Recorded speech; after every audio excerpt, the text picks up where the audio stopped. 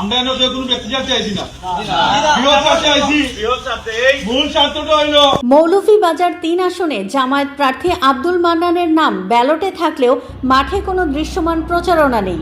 দলীয় নির্দেশে মনোনয়ন প্রত্যাহারের কথা থাকলেও কর্মী সমর্থকদের চাপে ও আইনি জটিলতায় তিনি মনোনয়ন প্রত্যাহার করতে পারেননি। প্রার্থী মান্নানের মনোনয়ন প্রত্যাহার ঠেকাতে তার কর্মী সমর্থকরা সদর ও রাজনগর এলাকা ঘিরে রেখেছিলেন। এতে নির্বাচনী তৎপরতা পুরোপুরি স্থবির হয়ে পড়ে। এ অবস্থায় ভোটারদের মধ্যে বিভ্রান্তি ও হতাশা তৈরি হয়েছে। অনেক ভোটার জানাচ্ছেন প্রার্থী থাকলেও প্রচার না থাকায় ভোট দেওয়ার আগ্রহ কমছে।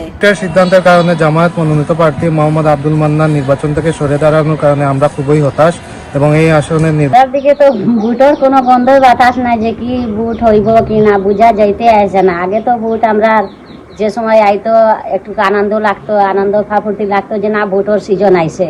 এখন তো আমরা মনে করেছিলাম যে ভোট আইলে জামাতরে আমরা সমর্থন দিতাম বা ভোট দিতাম। এখন তো কেউর গন্ধ বাতাস নেই, তো আমরা কারে চিনি আর কারে ভোট দিব। এখানে তো নির্বাচনী অবস্থা ভালো বলতে এখন তো একতরফা ভোট হইব, যেহেতু আমাদের মনোনয়ন চাচাও আগে ক্যান্ডিডেট ছিল, উনি এখন নাই।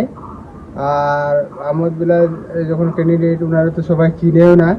তো মানুষ একটু নীরবতা পালন করে, উৎসব যাতে বোঝা যায় না যে নির্বাচনে একটা উৎসব থাকে, এগুলো নাই। আমাদের এখানে কোনো প্রতিযোগিতামূলক প্রার্থী না থাকায় কোনো প্রচার নাই। জামাতের কর্মী সমর্থকরাও দলীয় সিদ্ধান্তের কারণে নীরব অবস্থানে রয়েছেন। প্রার্থী বা তার পক্ষ থেকে কোনো মন্তব্য পাওয়া যায়নি। মোট কথা, ব্যালটে উপস্থিতি থাকলেও মাঠে প্রার্থীতা নিষ্ক্রিয় থাকায় মৌলভীবাজার ৩ আসনে জামায়াতের ভোটের পরিবেশ ও নির্বাচনী উত্তাপে অনিশ্চয়তা বাড়ছে। Next level, well done, side by side, fridge.